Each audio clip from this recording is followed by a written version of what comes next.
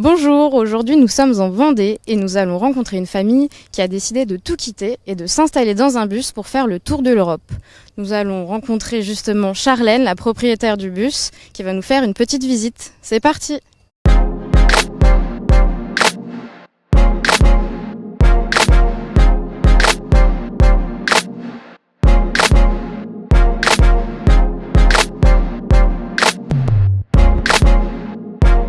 Bonjour, alors du coup moi je m'appelle Charlène, j'ai 30 ans et avant j'étais ingénieure dans l'agroalimentaire et j'ai un peu tout mis de côté et tout laissé tomber ce côté-là de ma vie et maintenant je vis dans un bus aménagé avec mon mari et notre petit garçon Liam. Il y a 2-3 ans, on avait un mode de vie, je dirais, totalement normal et totalement classique. On a acheté une maison, on était propriétaire. Voilà, on avait vraiment un peu coché toutes les petites cases qu'il fallait bien comme il faut. Et en fait, il y a un moment donné où on a commencé à remettre pas mal de choses en question, notamment le fait d'être propriétaire et d'avoir une maison qui, selon nous forçait un peu à rester, enfin ça nous bridait dans plein de points et on s'est rendu compte que ça nous correspondait pas. Donc c'est à partir de là qu'on a commencé à réfléchir à qu'est-ce qu'on pouvait faire pour changer ça en fait. Alors au début on voulait pas forcément un bus, c'est pas forcément ce qu'on recherchait, on s'est juste dit qu'on voulait être nomade déjà. Et on est tombé sur ce bus-là qui était à vendre par quelqu'un qu'on connaissait en fait, qui habitait à 20 minutes de chez nous. On a été le voir et en fait, il nous a plu.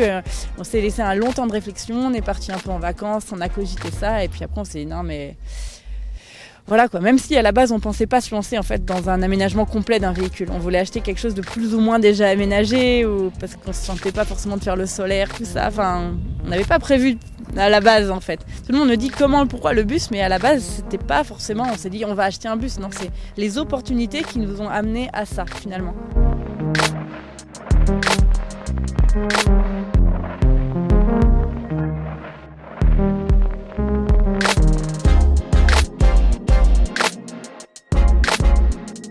Du coup, là on a l'espace en fait pour manger.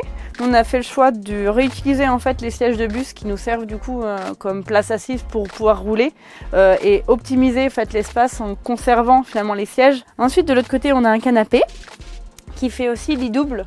Donc ce qui peut nous permettre d'accueillir de la famille par exemple. On peut accueillir un couple et un enfant en plus à la limite avec nous et ça c'est vrai que c'est cool parce que nous on adore recevoir donc c'était important qu'on puisse avoir un petit lit d'amis pour des amis qui viennent dormir avec nous. C'est vrai qu'on a dû faire un gros tri dans nos affaires mais je dirais que ça s'est fait en plusieurs fois en fait. Parce que j'ai commencé à faire le tri de la maison à un moment donné et après quand on a dû vider la maison, du coup, c'était quand même plus de 6 mois plus tard après ce tri-là. Donc j'ai encore enlevé des choses. Et là, on a déménagé dans un appartement qui faisait 40 mètres carrés. Et on est resté du coup 1 an dans cet appartement. Donc déjà à ce moment-là, on avait déjà fait un énorme tri. Et ensuite, on est venu dans le bus. Et là encore, on a refait encore un tri. Parce que finalement, on s'est rendu compte que pendant cette année-là, il y avait encore des choses qu'on n'avait pas utilisées. Donc au final, ça ne s'est pas fait en une fois. Ça s'est fait en finalement 3 étapes où petit à petit, on a enlevé des choses. Concernant les travaux, donc on a dû commencer par tout enlever les sièges. Là, il y avait du boulot déjà. Enlever la structure, les caissons qu'il y a en haut, c'est pas juste les sièges. C'est vraiment, il y a des structures métalliques à couper. Ça a mis plus de temps qu'on pensait de tout vider. Franchement, on a dû mettre, je sais pas, peut-être 1 mois. Après, on n'était que les week-ends au début, mais au moins 4 week-ends, je dirais. Je me rappelle plus, même peut-être plus. En tout, on a mis 6 mois pour faire le bus, dont 2-3 mois on va dire à temps plein. L'achat du bus on l'a payé 9 000 € et au niveau budget j'ai pas fait le budget total en fait encore, alors c'est une fourchette mais je dirais 25 000 € de travaux. En tout en habitable, une fois qu'on a enlevé l'isolation on a quasiment 23 mètres carrés habitables. Ensuite du coup on passe à l'espace cuisine, donc là sur les 2 côtés on a je pense à peu près tout ce qu'il faut comme une cuisine globalement classique. Là, un évier, on a un petit lave-vaisselle qui est ici. Là, on a les poubelles qui sont rangées là. Les plaques, c'est des plaques à induction. On a la petite hotte. Puis tous les placards, Un four qui fait micro-ondes en même temps. On a fait le choix d'en prendre un qui fait les deux en même temps pour une sorte de gain de place, tout simplement. Et notre frigo qui est là. Hop. Voilà. Donc, c'est un frigo classique de maison. On a fait juste le choix de prendre un frigo qui n'a pas de congélateur intégré parce que ça consommait plus d'avoir un congélateur. Et comme on ne l'utilisait pas énormément, on a fait ce choix-là pour économiser un peu d'énergie. Je ne sais pas si on peut dire que le fait de devenir nomade nous a fait changer notre manière de consommer. Enfin, on est un peu obligé en fait de limiter les déchets. On n'a pas les poubelles qui viennent passer toutes les semaines pour ramasser tes ordures. Pareil pour tout ce qui est les eaux usées, etc. Mais on n'utilise nous aucun produit chimique aussi pour être le plus libre possible ensuite avec le véhicule, de se dire si on est coincé, qu'on ne peut pas vider nos eaux usées dans une aire de stationnement de camping-car parce qu'on est perdu au fin fond de la Scandinavie, je ne sais pas où, et on ne va pas polluer en déversant nos eaux usées parce qu'on n'utilise que des produits naturels en fait. Et c'est vrai que c'est important pour nous aussi, ça nous oblige à réduire notre consommation d'eau, à être autonome en électricité. On a 6 panneaux solaires sur le toit. Ensuite on passe à la salle de bain qui est là. Donc on a une douche avec un bac qui est assez profond. Pour le simplement de raison, souvent on me pose la question, c'est que sinon en fait on ne pouvait pas se laver correctement, tout simplement. Surtout mon mari qui est un peu plus grand que moi, il frôle le plafond, donc voilà. On a des toilettes sèches à séparation, donc qui vont permettre d'être vraiment autonome niveau toilette et de pas avoir d'eau noire en fait, parce que c'est ce qu'on voulait. Comme ça évite d'être embêté par rapport à ça. La vie de famille en bus, je dirais que ça se passe quand même plutôt bien dans la globalité. Après, je pense que c'est pas fait pour toutes les familles. Faut être préparé à ça aussi. Nous, on avait quand même passé 4 mois au Mexique, du coup, dans un tout petit van. Et ça nous a aussi préparé à ça. Et c'est ce qui a conforté le fait qu'on était OK pour vivre comme ça. Je pense qu'il ne faut pas se lancer là-dedans non plus sans avoir fait l'expérience de vivre ensemble. Je sais qu'il y a des couples, je pense, qui ne pourraient pas. Ça dépend vraiment des gens.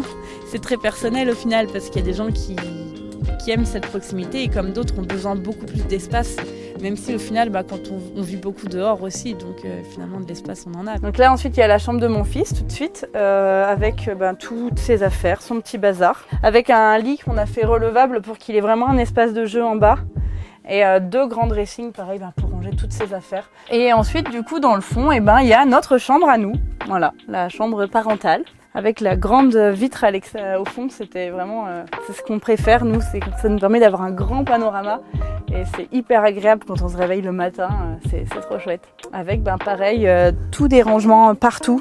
Des tiroirs partout, là, tout le long du lit. Et en face, on a 2 grands dressings pour ranger toutes nos affaires. On voulait vraiment avoir beaucoup de rangements parce que c'est vrai que nous, on a vraiment toute notre vie dedans, on a toutes nos affaires et on voulait vraiment que chaque chose ait sa place pour pas qu'il y en ait rapidement partout. Donc on a beaucoup de rangements et on a essayé d'optimiser chaque espace en fait pour en avoir le plus possible. Je pense que ce bus va nous accompagner pendant nos voyages en Europe. Je pense qu'après on en changerait potentiellement, mais par exemple on aimerait bien faire l'Afrique et pour l'Afrique il faut un 4x4 par exemple. Enfin voilà, mais après, est-ce qu'on veut être nomade toute notre vie ? J'en sais absolument rien parce que comme je dis souvent, il y a 3 ans, je savais même pas que je voulais être nomade. Donc peut-être que dans 3 ans, je voudrais plus l'être. J'en sais rien, mais c'est pas grave. Je vais déjà, là pour l'instant, on fait ce qu'on a envie de faire et puis peut-être que dans 3 ans, ça changera en fait, mais c'est pas grave. Et voilà, la visite est terminée. Si vous avez aimé cette vidéo, n'hésitez pas à la liker et à vous abonner à notre chaîne YouTube. Et si la vie de nomade vous intéresse, retrouvez la Roadcast Family sur leurs réseaux sociaux. Et nous, on se dit à la semaine prochaine.